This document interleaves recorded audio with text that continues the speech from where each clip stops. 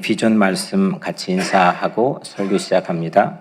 두 사람이 땅에서 합심하여 무엇이든지 구하면 하늘에 계신 내 아버지께서 그들을 위하여 이루게 하시리라.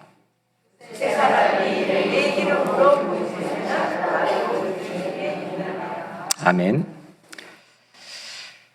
뉴욕에서 제가 사역을 처음 시작한 때가 2010년도 5월 23일입니다. 그 5월 23일 오전에 이 예배당에 도착해서 신발을 벗고 아무도 없는 예배당에서 바닥에 키스를 하고 거룩한 사역을 부족한 종이 시작했습니다. 그래서 제게 의미 있는 숫자, 여러 가지 SNS 비밀번호나 이런 것들은 거의 대부분 제가 온 그 날의 날짜로 그 이후에 사용하고 있습니다. 그만큼 제게는 매우 특별한 그런 날짜이고 또 숫자입니다. 부임에서 첫 번째 설교가 오늘 길이 끝나는 곳에서 길이 되는 사람 제목과 본문 동일합니다.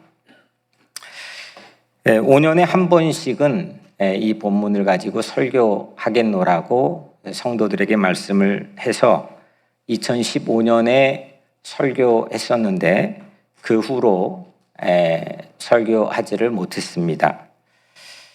다가오는 주간이 이렇게 13년, 꼬박 13년이 되는 그 날이기도 해서 같은 설교를 오늘 나누게 되지만 본래 설교로 또 월요일 날 주어진 본문은 다른 본문이었고 제목은 순종과 저항 사이에서 사이 시리즈였습니다.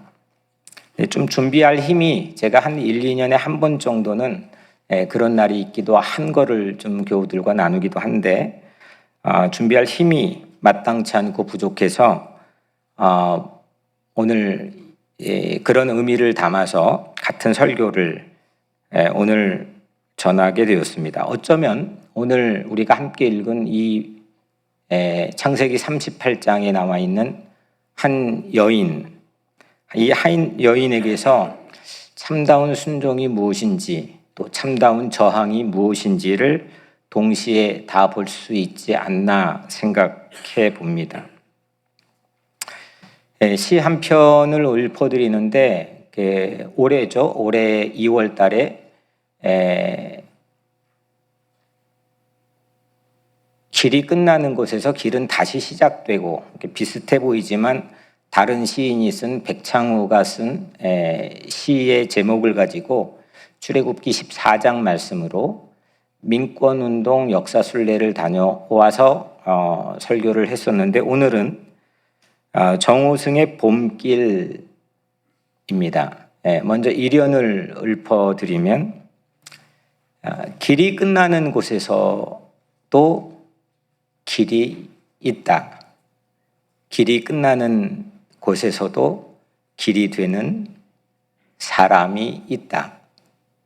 스스로 봄길이 되어 끝없이 걸어가는 사람이 있다. 1년입니다. 길이 끝나는 막다른 길목. 그 길목에 서 있는 한 여인을 우리가 먼저 만나려고 합니다. 그 여인은 유다의 며느리였던 다말이라고 하는 여인입니다. 이 여인은 이스라엘 실제 정통 가문의 출신도 아닙니다. 가나안 여인으로 이방 여인이었습니다. 외국 여인이었습니다. 근데 유다의 집안의 삼형제 중 장남에게 시집을 오죠. 그런데 이 여인이 남편의 갑작스러운 죽음으로 그때부터 기구한 운명이 펼쳐집니다. 남편이 죽었다는 사실도 물론 당혹스러운 일이지만 그의 운명이 기구하게 된 연유는 법 하나 때문이었습니다. 그 법이 이 여인의 인생을 꼬이게 했습니다. 그 법은 신명기 25장 5절부터 10절에 나와 있는 레비리트 법이라고 합니다. 이 법에 대한 내용인즉슨 남자가 후사를 남기지 못하고 죽거나 또 후사를 남길 수 없는 불임이면 남편의 동생, 그 후사를 남기지 못하는 남편의 남동생이 형수와 결혼을 해서 대를 잇게 하는 법입니다. 지금 우리의 상식으로는 이해를 할 수 없지만 여튼 신명기 25장 5절부터 10절에 나와 있는 법입니다. 5절과 6절만 잠깐 제가 소개해드리면 형제들이 함께 사는데 그중 하나가 죽고 아들이 없거든 그 죽은 자의 아내는 나가서 타인에게 시집가지 말 것이요 그의 남편의 형제가 그에게로 들어가서 그를 맞이하여 아내로 삼아 그의 남편의 형제된 의무를 그에게 다 행할 것이요 그 여인이 낳은 첫 아들이 그 죽은 형제의 이름을 잊게 하여 그 이름이 이스라엘 중에서 끊어지지 않게 할 것이니라. 뭐 이런 법이 다 있나 생각할 수 있지만 이 법이 신명기 안에 포함이 되어 있어서 이스라엘 백성이 대대로 지켰던 중요할 수밖에 없는 까닭은 자손번성이라고 하는 하나님의 약속을 이행하는 법이기 때문입니다. 우리가 알다시피 히브리 민족들은 수없는 우여곡절과 고난 한복판에 지내왔습니다. 거기에서 가문을 지키고 공동체를 유지시켜 나가고 이 모든 것은 하나님의 약속을 이행시켜 나간다고 하는 그들의 신앙에서는 매우 중요한 법이 레비리트 법이었습니다. 여자는 안타깝게도 선택권이 없습니다. 그래서 이 다말은 남편이 죽고 엘이라고 하는 장남, 자기의 남편이 죽고 그 다음 동생인 시동생 오난과 재혼을 합니다. 시동생 오난이 생각을 합니다. 오늘 본문의 9절에 나와 있는데 이게 자식을 낳은들 레비리트법에 의해서 자신의 것이 아니라는 생각을 갖게 되고 그래서 형수와 동침할 때 땅에 설정하였더라 이렇게 나옵니다. 이 모습을 하나님은 악하게 봤고 그래서 오난도 죽게 됩니다. 지금도 의학 용어로 오나니즘이라고 하는 것은 의학 용어가 부정적으로 사용될 수는 없겠지만 상당히 이 부정적인 의미로 가깝게 오나니즘은 의학 용어로 자녀를 낳지 못하는 어떤 남성의 의학적인 질병을 지금도 이야기합니다. 이 이후로 오나니즘이라는 게. 시아버지였던 유다가 이 되어지는 상황을 보고 염려를 합니다. 이제 장남 엘도 죽고 둘째 오난도 죽었습니다. 막내 셀라 하나 남았는데 이 막내마저 죽으면 어떻게 하지 염려합니다. 그래서 며느리에게 명령을 하죠.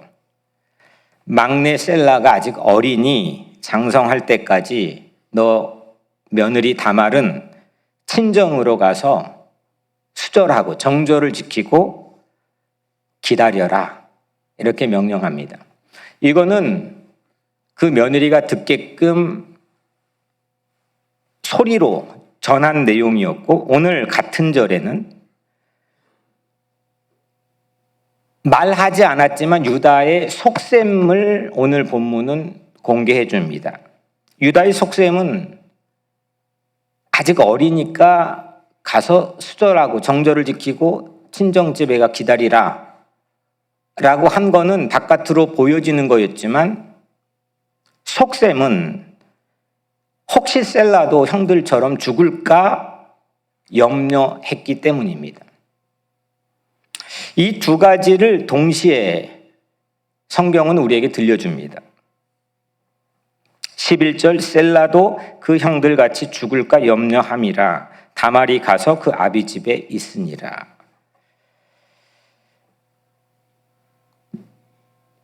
형과 동생이 첫째와 둘째가 왜 죽었느냐? 지금 아버지는 이 며느리 때문이라고 생각했습니다. 그래서 거리를 두게 하기 위해서 가 있으라고 한 겁니다.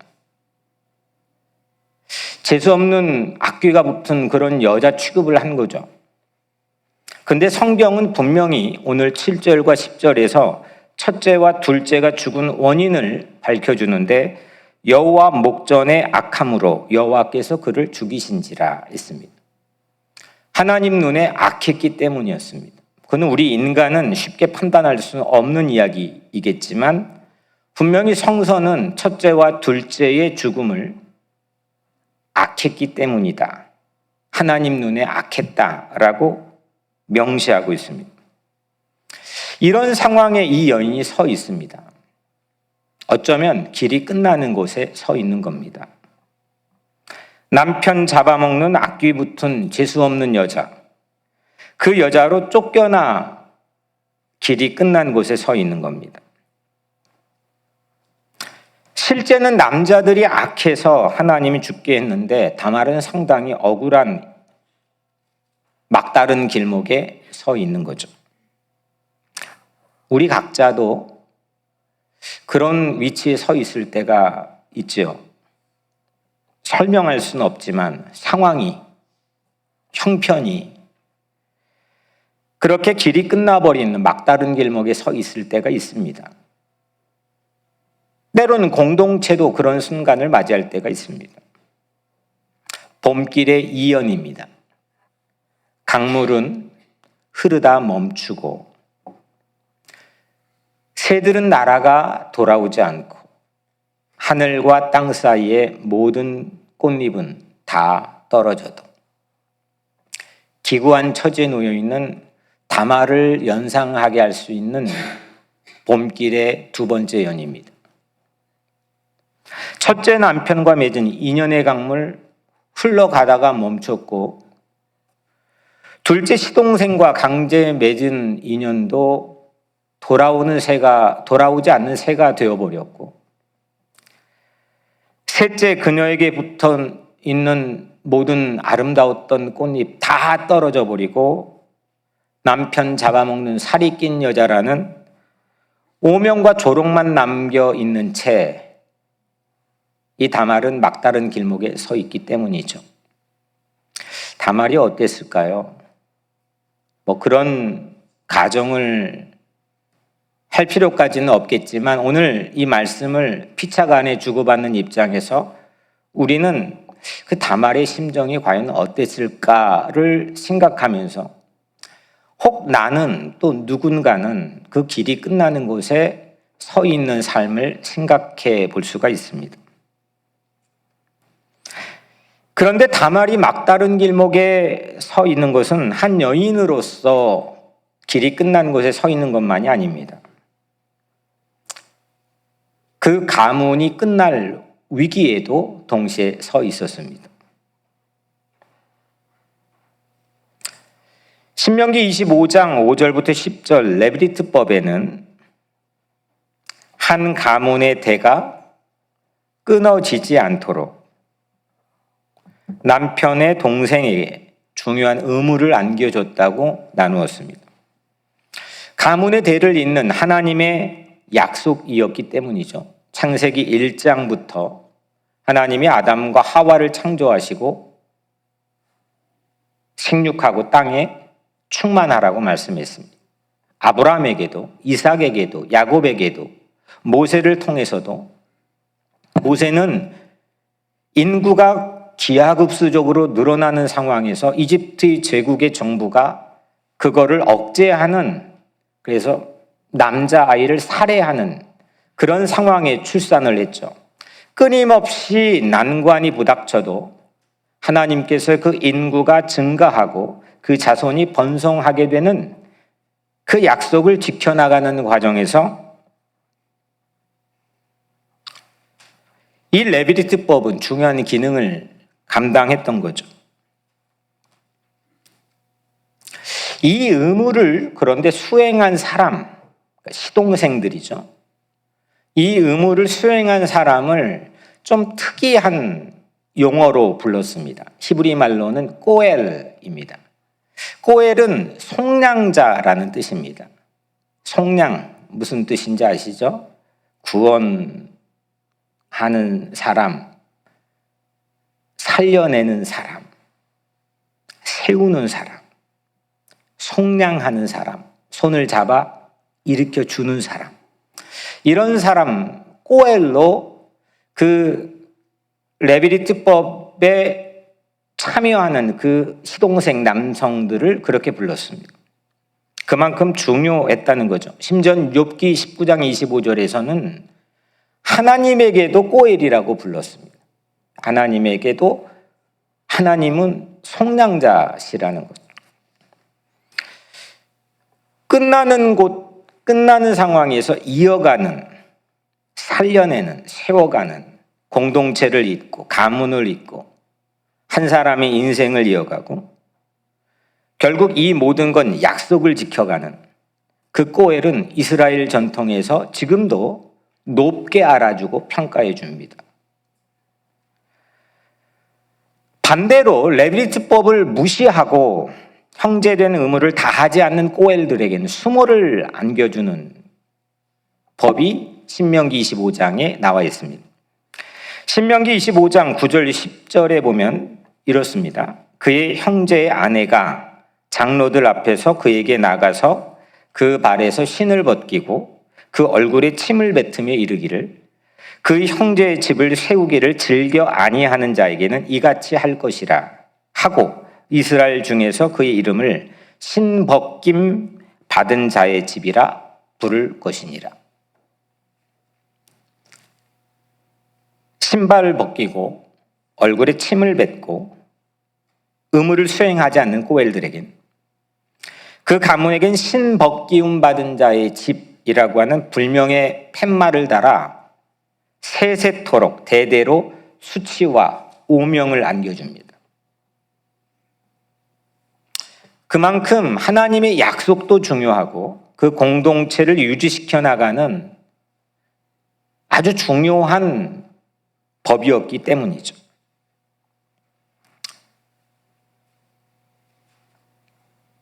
그런데 지금 다말이라고 하는 한 여성의 주변에는 전부 다 허무는 자들이 있습니다. 그 의무를 다하지 못하는 꼬엘들이 시아버지도 오난도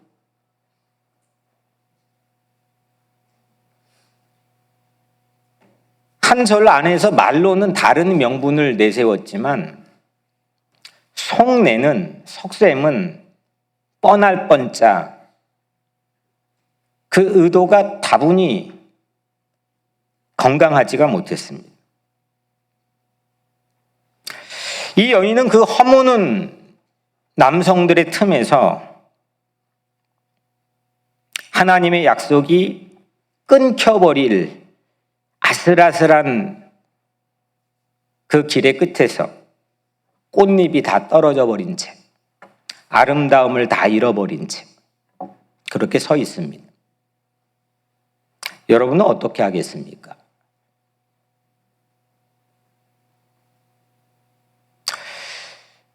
여러분들은 그 다음 행보를 어떻게 하겠습니까? 무엇을 선택하겠습니까? 어떤 액션을 취하겠습니까? 한 발이라도 내디딜 수 있겠습니까?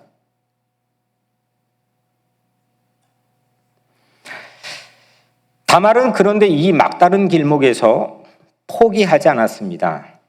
어떻게 어떤 행동으로 포기하지 않았는지를 오늘 말씀을 살펴보면 먼저 제가 정호승의 봄길 마지막 3년을 읊어드립니다.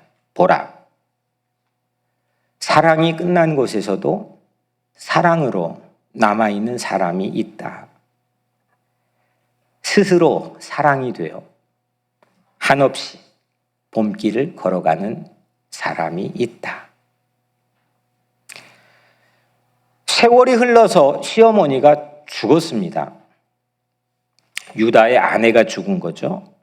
시아버지 유다는 장례식을 치르고 요양차, 하필 며느리 친정 근처인 딥나로 양털을 깎기 위해서 여정을 떠납니다. 이 소식을 다말이 듣습니다. 다말이 보여준 행동은 뜻밖이었습니다. 정절, 수절을 하고 지키라고 했기 때문에 과부의 옷을 입고 있었는데 오늘 본문에는 과부의 옷을 벗고 창녀의 옷을 입고 변장을 합니다. 그리고 유다가 지날 수밖에 없는 길목에 창녀로 변장한 다말이 서 있습니다. 유다는 만났습니다. 그런데 변장한 다말이 자부일 줄은 꿈에도 상상하지 못했습니다. 몰랐습니다. 유다는 동침했습니다. 그리고 동침의 대가로 며느리는 다말은 세 가지를 요구했습니다. 도장과 끈과 지팡이를 요구했습니다. 그 세 가지의 약조물을 받고 유다는 그만 며느리와 하룻밤을 보냈습니다. 이 일로 다말은 쌍둥이를 임신했습니다. 석 달이 흘렀습니다. 배가 불러왔습니다. 시아버지가 이번에는 임신 소문을 들었습니다. 어떻게 했을까요?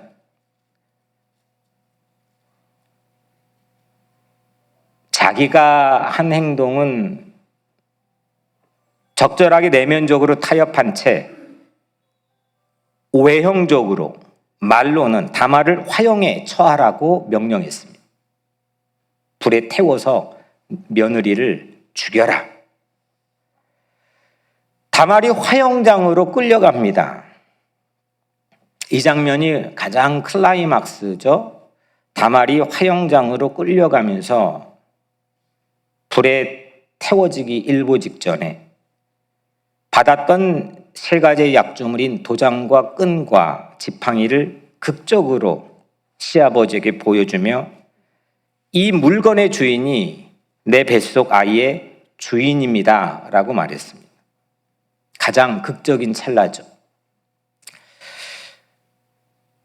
유다는 다말을 구해줬습니다. 그리고 쌍둥이 베레스와 셀라를 낳았습니다. 그리고 베레스와 셀라는 마태복음 1장에 다말과 함께 예수의 족보에 이름을 올렸습니다. 이게 오늘 이야기입니다. 이걸 어떻게 우선 이해해야 될지, 그리고 창세기에서 요셉의 이야기를 막 흥미진진하게 시작했다가 갑자기 창세기 38장 전체를 유다와 다말 이야기를 끼워 넣어서 그 다음은 또 요셉 얘기가 끝까지 나옵니다. 이걸 어떻게 이해해야 될지. 성서의 이 관심은 과연 이 여인의 정체를 어떻게 평가하느냐입니다. 그래서 아브라함, 이삭, 야곱, 요셉으로 이어지는 메시아의 족보를 성경은 구속사적인 역사 관점에서 반드시 짚어줘야만 하는 부분이기 때문에 오늘 유다와 다말 이야기를 38장에 넣었습니다.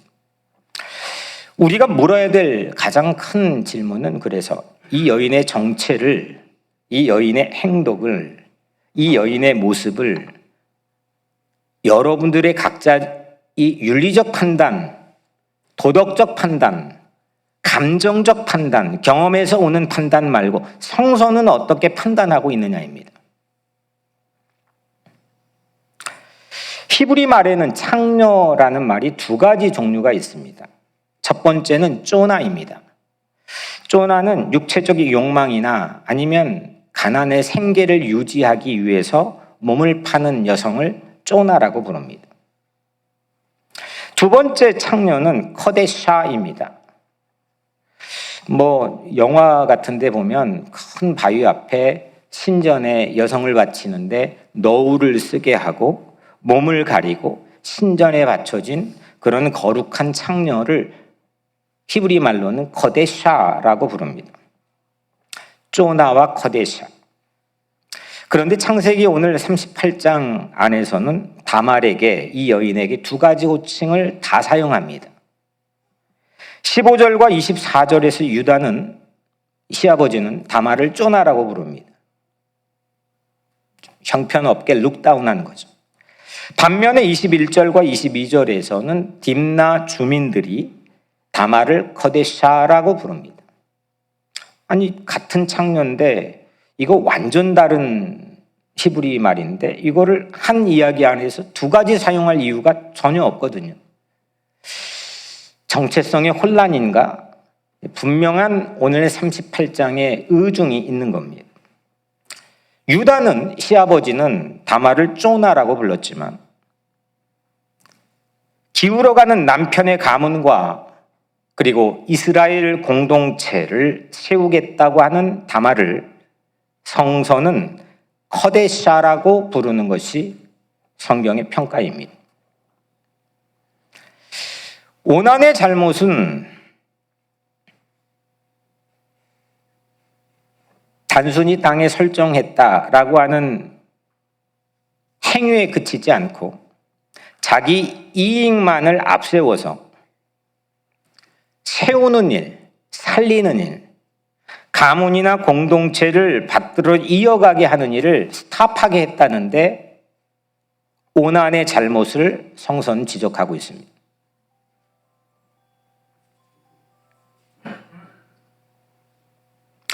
유다의 잘못은, 시아버지의 잘못은 레위기 18장 15절에 나오는 것처럼 며느리와 시아버지의 육체적 결합을 금한 법을 단지 어겨서라기보다는 공동체 파국 위기는 방치한 채 개인의 안일과 이익만을 추구한 것이라고 성경은 고발합니다.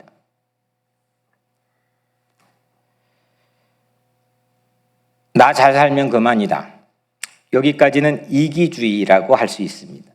사람이 살다 보면 저나 여러분들이나 이기적인 마음을 가질 수가 있죠. 나 잘 살면 좋다. 나 잘 돼야 된다.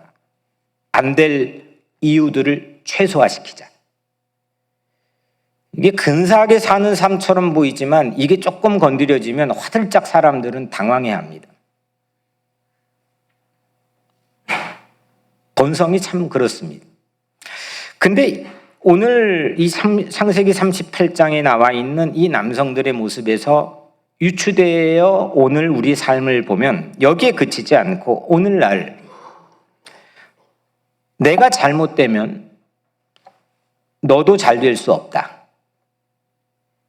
여기까지 사람들은 나갑니다. 사회가 그렇습니다. 세상이 그렇습니다. 내가 잘못되면 너도 잘 될 수 없다. 그래서 세우는 삶을 전혀 살지를 못합니다. 살려내는 삶, 붙들어 일으켜 세우는 삶, 속량해주는 삶, 구원하는 삶, 말은 하지만 속내는, 세상을 움직이는 속내의 질서들은 사실은 전혀 그렇지 않다는 겁니다. 저는 오늘 이 본문을 가지고 저의 개인적인 부족함으로 인해서 또 그런 13년이 되는 그런 마당에 말씀을 전하기도 하지만 이 설교는 어쩌면 제가 목사가 될 때부터 또 여기 사역을 시작할 때부터 하나의 어떤 좌표, 신앙적 고백과 같은 그런 말씀입니다. 길이 끝나는 곳에 나를 살려준 길이 된 그분, 나 또한 길이 끝난 누군가에게 길이 되어 주려고 최선을 다하는 그런 삶. 이게 예수를 믿는 사람들의 모습이라고 생각하기 때문입니다. 근데 이 말씀을 준비하면서 부끄러웠습니다. 그리고 좀 여력이 없다는 그런 느낌을 받았습니다. 물론 자격이 없는 사람을 들어 하나님이 사용하시지만 목사를 계속 할 자격이 있나? 그런 자문을 하게 되면서 오늘 말씀을 전하게 된 겁니다. 여러분들은 어떻습니까?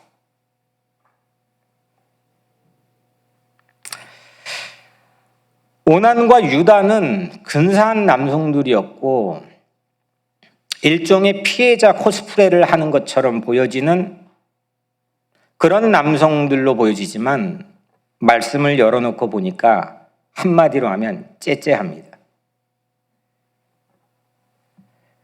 반면에 다말은 여자로서 감내하기 힘들 수치를 무릅쓰고 희생이라는 게 뭔지 다 뒤집어 쓰고 오음을 다 뒤집어 쓰고 진짜 희생한다는 게 뭔지 예수가 십자가를 다 뒤집어 쓰고 전혀 남의 시선과 자신의 안일과 명예 같은 거는 안일 따윈 전혀 생각하지 않고 희생한다는 게 뭔지를 이 다말은 우리에게 보여줍니다. 대범하죠. 사랑이 끝나버린 처참한 그곳에서 스스로 사랑이 되어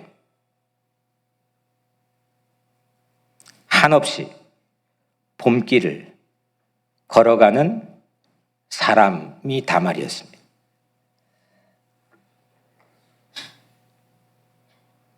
다말은 자기에게 주어져 있는 십자가를 허투루 보지 않았던 거죠.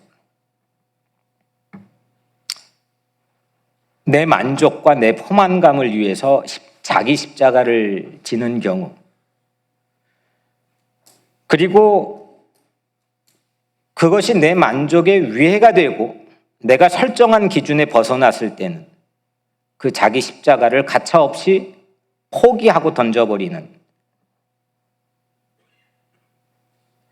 그런 모습과는 거리가 먼 진짜 희생, 진짜 헌신이라는 게 무언지를 우리에게 보여줄 뿐만 아니라 장차 올 메시아가 짊어질 십자가의 참된 의미를 가리키는 이정표와 같은 역할을 우리에게 해줍니다.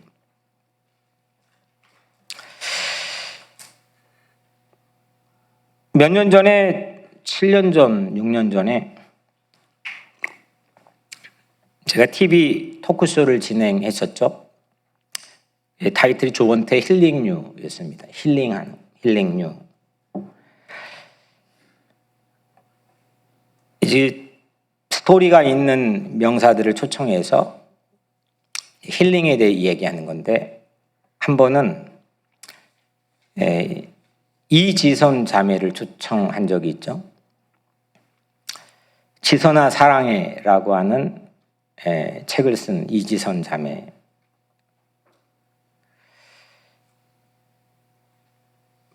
생각이 나면 맞춰지고 우리 가베들 통해서 링크를 나눌 수 있으면 나누겠지만 이 자매는 정말 억울한 어떤 삶의 순간을 갑작스럽게 맞이하죠. 음주운전자가 사고를 냈습니다. 정말 예쁜 그리고 뛰어난 학업을 하고 있는 그 자매가 오빠하고 같이 타고 있는 차 안에서 갑자기 건너편에서 음주운전자가 사고 낸 차가 돌고 돌아 자기 차까지 차가 불에 탔습니다. 그리고 화상을 입었습니다. 몸의 55%를 3도 화상 입은 채 수술만 7년 전까지 50차례를 했습니다. 평생 해야 된다고 합니다. 가만히 있는데, 받았는데.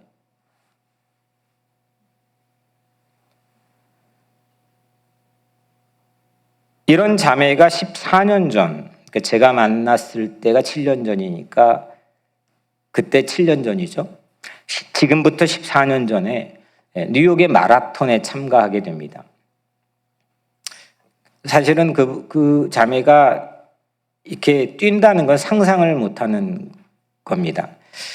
이제 좋은 의미의 광고 요청이 들어와서 자원봉사하는 마음으로 처음만 좀 뛰는 포즈를 취해주기 위해서 연습을 하고 그래서 뉴욕 마라톤에 참여를 했습니다. 결과는 7시간 12분 기록으로 완주했습니다. 모두 다 통과했고 이미 경기는 다 끝났고 혼자 마지막 주자로 7시간 12분 기록으로 완주했습니다. 그 자매가 그 토크쇼에서 들려줬던 얘기입니다. 힘이 하나도 남아있지 않았던 36km 지점. 뉴욕 맨하탄의 센트럴 파크 최북단 모퉁이에 한 한국 여성이 그 36km 지점에 한 한국 여성이 피켓을 들고 서 있었더랍니다. 그 피켓에는 이렇게 적혀 있어요. 이지선 파이팅. 36km 지점까지 올 거라고 생각하는 사람은 한 사람도 없었고 이지선 자매 본인도 꿈에도 생각하지 못했습니다. 그런데 그 지점에 무슨 영문인지 이지선 파이팅 그 피켓을 들고 안 올 확률이 훨씬 많고 올지 안 올지도 모르는 그 몇 시간을 기다려서 서 있었습니다. 하필 그 지점에 단 한 발자국도 더 이상 내디딜 수 없는 지선자매의 상황이었다고 합니다. 근데 그 피켓 여성을 보고 나서 알 수 없는 힘이 막 솟구쳤답니다. 이지선 파이팅. 이지선 파이팅. 그 뉴욕 맨하탄 한복판에서 한국 여성이 그 36km 지점에서 이지선 파이팅. 그걸 보는 순간 알 수 없는 힘이 솟구쳐 내가 뛰는 건지 어떻게 가는 건지 전혀 모른 채 7시간 12분 기록으로 이 마라톤을 완주했다는 겁니다. 이후 피켓 여성은 아무리 찾아보려고 해도 찾을 수도 없었고 이름도 모르고 만나지도 못했답니다.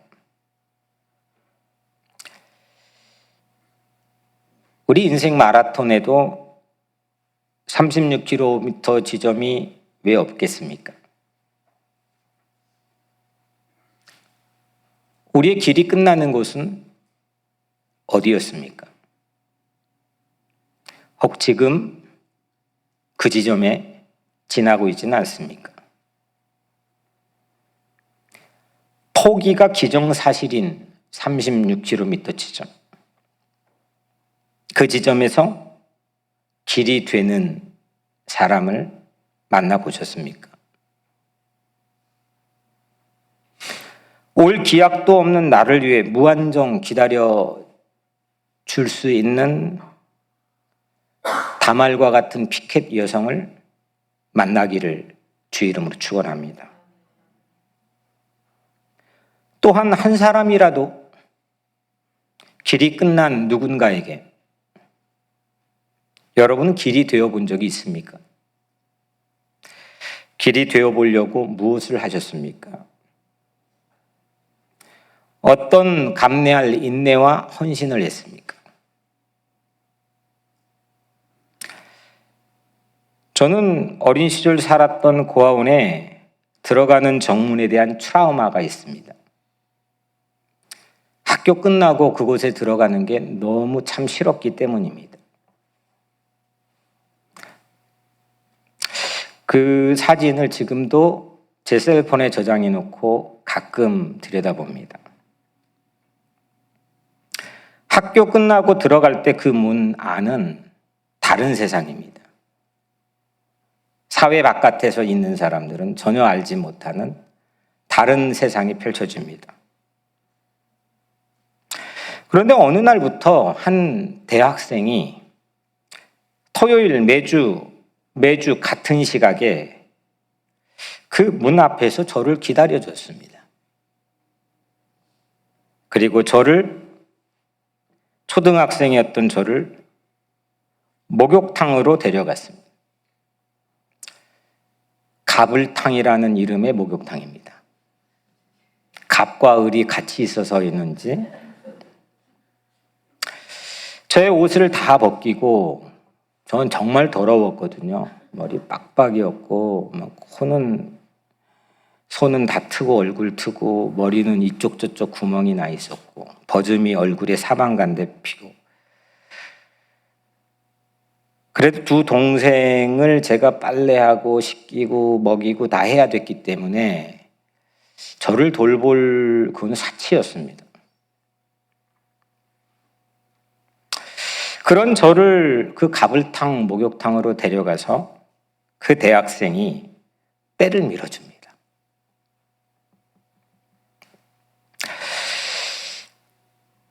한 번은 막 울면서 밀어줬습니다. 전 초등학교밖에 안 됐기 때문에 그 이유를 물을 겨를도 없었고 생각도 없었지만 기억에 분명했습니다. 때를 다 밀어주고 그리고 옷을 입힌 다음 본인의 자그마한 방으로 저를 데리고 갑니다. 그리고 맛있는 걸 먹여줬습니다. 그리고 자그마한 책상에 본인이 걸터앉고 기타를 들고 저를 바닥에 앉혀놓고 노래 하나를 불러줬습니다. 매주 같은 노래였습니다. 그 노래가 사막에 샘이 넘쳐 흐르리라 였습니다. 전 그 노래를 지금도 들어도 그때는 정말 알지 못했습니다. 그냥 가사가 뭔지도 그게 대중가요인지 아니면 찬양인지도 몰랐습니다. 사막에 샘이 넘쳐 흐르리라. 당시에 그 대학생은 제게는 어쩌면 길이 끝나는 곳에 길이 되어 주었던 사람입니다. 영국에 제가 공부를 하고 있을 때였습니다. 정말 기적적으로 우연찮게 의도하지 않았지만 거기에서 그분을 만났습니다. 너무너무 놀라웠던 건 그분도 목사가 되어 있었습니다. 그분은 제가 목사가 된 것을 보고 울었습니다. 민대근 목사님입니다.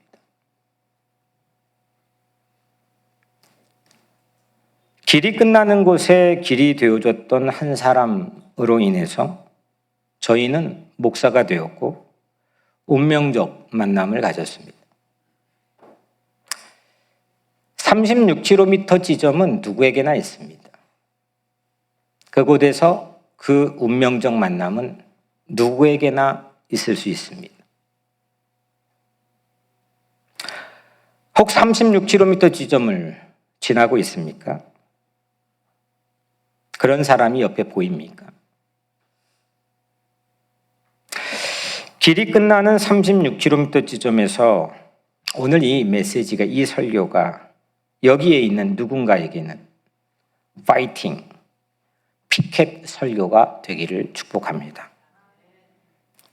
신실하신 하나님께서는 누구든지 믿는 자에겐 사랑의 말씀으로 피켓을 들어 올려 기다리신 줄로 저는 믿습니다.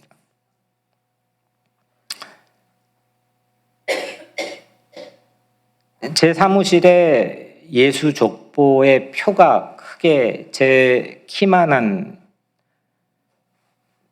사이즈로 예수 족보의 표가 있었습니다. 그 앞에 섰던 적이 있습니다. 네 번째 지파라고 뜻하는 사라고 적힌 유다 지파 옆에, 오늘 이 시아버지인 유다 지파 옆에 이스라엘 최대 지파 가로 닫고 이렇게 적혀 있었습니다. 제 시선을 끌고 놀랍게 했던 건 그 최대 지파인 유다 지파는 다른 지파들, 요셉도 아니고 르우벤도 아니고 시므온도 아니고 그 유다 지파만 노랑으로 다른 색깔로 예수까지 연결되어 있었습니다. 아이러니죠. 예수까지의 족보는 11지파가 아닌 유다 지파로 통해 있었습니다. 그리고 유다 지파 밑에 다말이라는 이름이 빨간색으로 적혀 있었습니다. 그날 혼자 신나서 뛰었습니다. 그래, 이런 역전이 있기 때문에 사는 거지. 그게 신앙인 거지. 유다 막내였던 셀라, 이거 없어지면은 다 망한다 생각으로 보냈고 숨겨놨던 보물 같은 그 셀라는 4대째 가서 멈춰버렸습니다. 그 셀라가 아니라 시아버지와 사이에 나온 다말 쌍둥이 베레스를 통해서 예수를 향한 물줄기는 이어지고 있었습니다. 놀랍지 않습니까? 본래 오늘 본문은 마태복음 1장 3절을 같이 읽으려고 했는데 유다는 다말에게서 베레스와 세라를 낳고 정작 공동체를 세우는데 희생하지 않았던, 허무는 데 앞장섰던, 교묘하게 위선적으로 안 허무는 것 했지만 허무는 장본인이었던 셀라 가문은 4대째 가서 멈춰버렸고, 공동체를 세우는데 헌신했던 다말의 자녀들은 수 없는 열왕들이 이어져 예수까지 이어지는 길이 되었습니다. 다말은 이스라엘 전 역사의 36km 지점에 서 있는 피켓 여성과 같습니다. 길이 막히니 스스로 봄길이 되어 끝없이 걸어가는 여성입니다. 사랑이 끝나버리는 곳에서도 마지막까지 가문을 사랑했고 공동체를 사랑했던 이 여인이 예수 족보에 막힌 길을 터는 새로운 봄길이 되었습니다. 우리들이 도달하지 못할지도 모를 36km 지점에서 변함없이 서 계신 분이 누구일까요? 예수님이죠. 예수님은 그 지점에 우리를 기다리십니다. 그 막다른 길목에 봄길이 되신 예수, 그분은 우리의 구원자이십니다. 그분의 피켓은 십자가입니다. 그 십자가를 들고 희생과 헌신이 무언지를 유일하게 세워 나갈 수 있는 구원자로 우리를 기다려 주십니다. 오늘 시를 다 한번 읊어드리겠습니다. 길이 끝난 곳에서도 길이 있다. 길이 끝난 곳에서도 길이 되는 사람이 있다. 스스로 봄길이 되어 끝없이 걸어가는 사람이 있다. 강물은 흐르다 멈추고 날아가던 새들은 돌아오지 않고 하늘과 땅 사이의 모든 꽃잎은 다 흩어져도 보라, 사랑이 끝난 곳에서 사랑으로 남아있는 사람이 있다. 스스로 사랑이 되어 한없이 봄길을 걸어가는 사람이 있다. 여러분, 인생 마라톤 뛰다 기운 소진하고 36km 점에 서 계시진 않습니까? 이 설교가 예수님이 들고 서 있는 파이팅, 피켓이 여러분 누군가에게 되기를 축복합니다. 다말처럼 길이 끝나는 곳에서 가문을 살리고 공동체를 살리고 하나님의 약속을 이어가게 하는 그 길이 되는 꼬엘로 사시기를 주의 이름으로 축복합니다. 기도하겠습니다. 은혜로우신 하나님 감사합니다. 오늘 우리에게 주신 귀한 말씀 우리 마음에 품고 그 누군가에게 우리도 피켓을 들고 36km 지점에 서 있게 하여 주옵소서. 그런 교회 되게 하여 주옵소서. 예수님 이름으로 기도드립니다. 아멘.